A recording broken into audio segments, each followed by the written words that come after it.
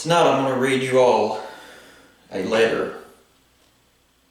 Now, this letter, it was written in the year 1492. It was written by Chemor, I believe is how you pronounce his name. He was the chief rabbi of Spain. He wrote to the Grand Sanhedrin, which had its seat in Constantinople, for advice on what to do with the fact that in the year 1492 the Jews, they became very unpopular in Spain due to their usurious practices. I'm also sure that the fact that Jewish populations in cities such as Cordoba, perhaps Barcelona, I'm not really sure what cities it was, but earlier in history the Jews had thrown open the city gates to the invading Muslim Moors. So I'm sure that may have had a bearing on the King of Spain's decision to tell the Jews in that country to convert to Christianity or to be expelled. So Chemor, the chief rabbi of Spain, of course, as I mentioned, he wrote to the Grand Sanhedrin, and the advice that the grand satrap and rabbis in Constantinople gave Chemor and the Jews of Spain was this. Now, I suppose a grand satrap, I don't know what that is. I guess that's some clerical position in Judaism. I'm not really sure, honestly, but that's what I'm going to assume here. The advice that the Constantinople grand satrap gave Chemor in a letter reply was, "As for what you say that the King of Spain obliges you to become Christians, do it, since you cannot do otherwise. As for what you say about the command to despoil you of your property, make your sons merchants, that they may despoil little by little the Christians of theirs. As for what you say about making attempts on your lives, make your sons doctors and apothecaries, that they may take away Christian lives. As for what you say of their destroying of your synagogues, make your sons canons and clerics, in order that they may destroy their churches. As for the many other vexations you complain of, arrange that your sons become advocates and lawyers, and see that they always mix in affairs of state, that by putting Christians under your yoke, you may dominate the world and be avenged on them. Do not swerve from this order that we give you, because you will find by experience that, humiliated as you are, you will reach the actuality of power." And this was signed by the grand satrap, the rabbis, and yeah, it's a very interesting letter, certainly. Oh, now, I know that the majority of my race, the Native European race, is Christian. I suppose, honestly. I know, at least here in America, the majority of white people that are religious by and far are Christian of some denomination or sect. Myself, and I don't mean to offend anybody, but these are my beliefs. I can't help but view Christianity, it's Abrahamism. Abrahamism, it's a foreign desert poison, in my opinion. This letter here is just an example of how they, and you know who I'm speaking of here, they are able to subvert us native Europeans. Now, each person is entitled to their own belief system. If you are a Christian, I have no fault with you, honestly. But myself, as I mentioned earlier, I just view all forms of Abrahamism as nothing more than desert poison. Really. If you look through history, you will see so many examples. Centuries and centuries, over a millennia ago, Christianity, it spread through Europe by force, oftentimes.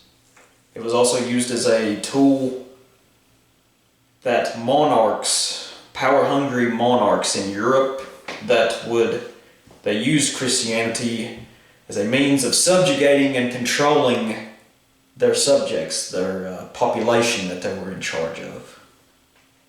It's very brutal. I think of Charlemagne. He is heralded among many in history as a great leader. I view him nothing more than a fucking tyrant. He was disgusting. He was a fucking pig. He had 4,000 to 4,500.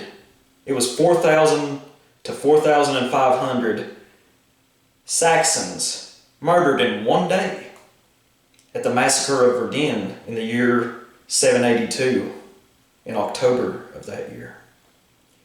All because the Saxons had refused to abandon their native European worldview. A worldview that consists of veneration for your ancestors and the belief in reincarnation and that nature is cyclical. This is my belief, honestly. It truly is. It works for me. Perhaps it won't work for you, I'm not sure. But for me, it works. It explains a lot. And this worldview, I think it's much more difficult for them to subvert. Now, about Christianity, as I said, I know the majority of my race who is religious are just that. But be wary, I would advise you. Be wary, because that letter right there is just a prime example of how they have subverted it. Now, I don't want to hear, oftentimes I've argued with people online about debating whether Jesus was Jewish or whatever. Perhaps he wasn't Jewish, as in the Talmud wasn't written during Jesus' lifetime. But I view it as he was still of their tribe. He was a Middle Easterner. I highly fucking doubt that Jesus had blue eyes and blonde hair, as he is often depicted in Europe. I believe this was a psyop, a psychological operation to deceive native Europeans into thinking that he was one of them. And I don't want to fucking hear that Christians are the chosen people. We weren't Israelites. We were never, if you're a native European, we never were fucking Israelites. Who the fuck would want to be an Israelite anyway? We didn't come from the Middle East. We didn't come from the Near East. Who the fuck wants to be an Israelite? And honestly, I see no sense in worshiping a God that doesn't consider me amongst his chosen people. I don't see it. I refuse to. I don't want to do it.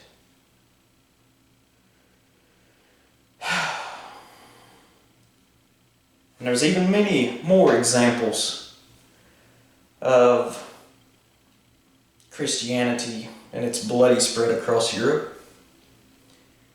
You know, it's not, and I do know that from what I've read that, Jesus, he wasn't a fan of his fellow tribe members. I've heard of him whipping the money changers in the temple and I've also heard the argument that Jesus was the original anti-Semite. Perhaps he was, but still, I see it's in the Abrahamic fold.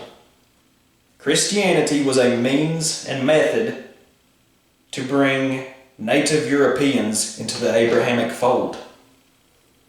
Just as I see it as Islam was a means of bringing the Arab world and parts of the Turkic world into the Abrahamic fold. This letter here, it's I consider it really eye-opening, honestly. I found it probably over a year ago online. And it's just an example of how partaking in these Abrahamic faiths, you are vulnerable to being subverted. And you can see it to this day. Now, I will admit, Christianity, it certainly is under attack by globalism. There's no doubt about it. You constantly see what is called Christian values attacked, which I would like to add that Christian values, what they profess as Christian values, is basically native European values. There is so much, if you read into it, there is so much that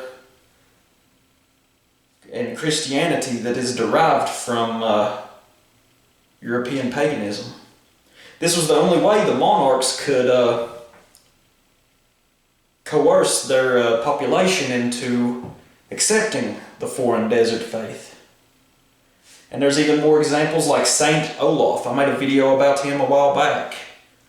Saint Olaf the Fat. He certainly wasn't a fucking saint. He was a fucking prick. A fat prick who killed many of his own countrymen. I'll leave a link to the description in the video below.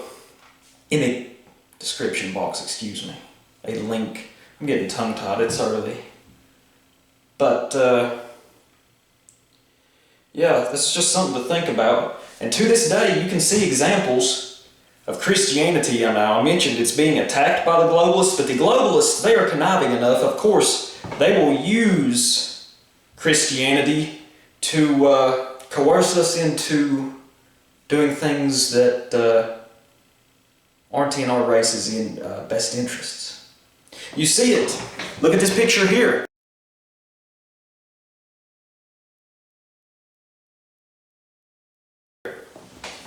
Look at the fucking Pope fawning, absolutely drooling over this ugly ass piece of modern art, this ugly ass statue of migrants flooding into native European lands. He's just absolutely infatuated with it. It's nauseating. It's disgusting. And if you look closely at the picture of that statue, the statue actually tells the truth. Because if you look at the picture, the statue is led by a couple, a man and a woman. And the man, he has one of those big hats, those curly sideburns, glasses, the facial structure. You know what he is. These are the people that's encouraging this, and he's leading the migrants. So the statue, as ugly as it is, it's telling the truth. And then you hear Poseidon. His channel, he made a very interesting short video a couple of days ago and put it on YouTube about how, I believe it's the Greek Orthodox Church, when they are going to do their communion festivities or whatever here, I guess in the next few days, they are not going to use individual, whatever it is that they dispense the bread out with, a spoon or cup for the wine, I'm not sure, honestly. But they're not going to use an individual one for each person. No, it's basically the church is going to use the same one because I guess God is going to, eradicate any coronavirus germs that are on the spoon or the cup or whatever it is. I'll leave a link to that video in the description as well. And I mean, most of these Greeks that are going to be here at this communion festival are elderly. Why in the fuck is the church doing this? The Greek Orthodox Church, I believe it was. Why in the fuck? It's basically a fucking genocide against the elderly Greeks in the congregation. And there are so many more examples of how I think that, honestly, Christianity doesn't look out for our race's best interests. There's so many more. Doesn't really matter what denomination, sect, doesn't matter if you're Eastern Orthodox, Protestant, Catholic, whatever. There's so many more examples of it. And I've never understood so many points that Jesus had made. I've always heard, turn the other cheek to those who smite you. That's infuriating to me, honestly. Why? Also, the fact that we should love and pray for our enemies. That's rich. I don't understand it. I'm sorry. I won't do it. I will refuse to. I'm sorry if I offended anyone. If you feel necessary, leave a dislike. If you feel that it's necessary, unsubscribe. If you are Christian and you are of my race, you are still my brother, although I don't agree with your worldview. I see it as subversion, deceitful, dishonest, unnatural. But you're still my brother. I still hope the best for you. But just be wary that your faith can be subverted quite easily because it's in the Abrahamic fold. Thank you all for watching. Bye-bye.